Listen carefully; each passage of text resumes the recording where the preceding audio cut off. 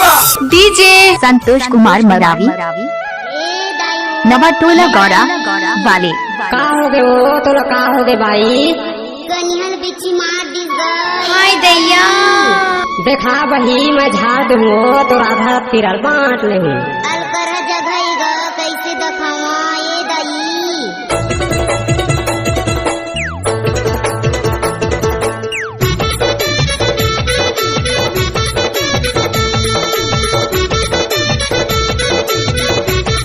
तोरे कनिहल थोड़ा सुधार बाई बिची झाड़ दे तोरे तरी उतार बही बिची झाड़ दे तोरे लुगल तरी उतार बाई बिची झाड़ दे ये कनिहल थोड़ा सुधार बाई बिची झाड़ दे कापुर फुल लगे थे कैसे कर फंस रहे डीजे संतोष कुमार गौरा नवाटोला वाले।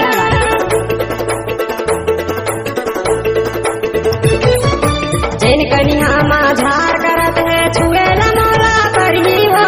जीव के कारण लादे शरमला छोड़ेला तोला परही हो जीव के कारण लादे शरमला छोड़ेला तोला परही हो जैन कनिहा माझार करत है छुएला मोला परही हो जीव के कारण लादे शरमला छोड़ेला तोला परही हो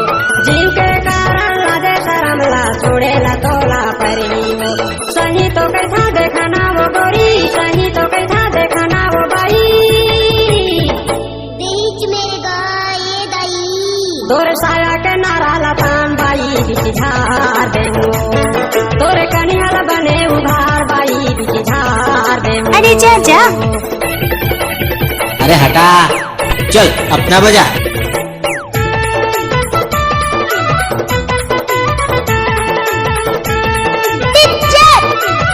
संतोष कुमार के बचिया अलग कलक के झाड़ फुकत ले सोएला तोला परही हो मन भर के मैं करूँ दवाई अरे, ये सब क्या है? करही हो मन भर के मैं करूँ दवाई तबे तो झाड़ू करही हो अलग कलक के झाड़ फुकत ले सोएला तोला परही हो मन भर के मैं करूँ दवाई तबे तो झाड़ू करही हो मन भर के मैं करूँ दवाई तबे तो झाड़ू करही हो कतक मोला बेंदेरा कस नचाबे कतक मोला बेंदेरा कस नचाबे ये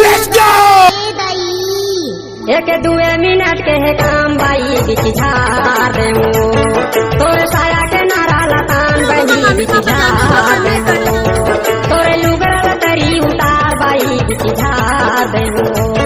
तोरे लुगल तरी उतार बही बिची झाड़ दे बिची झाड़ दे बिची झाड़ दे एक खत्म बिची झाड़ दे बिची झाड़ दे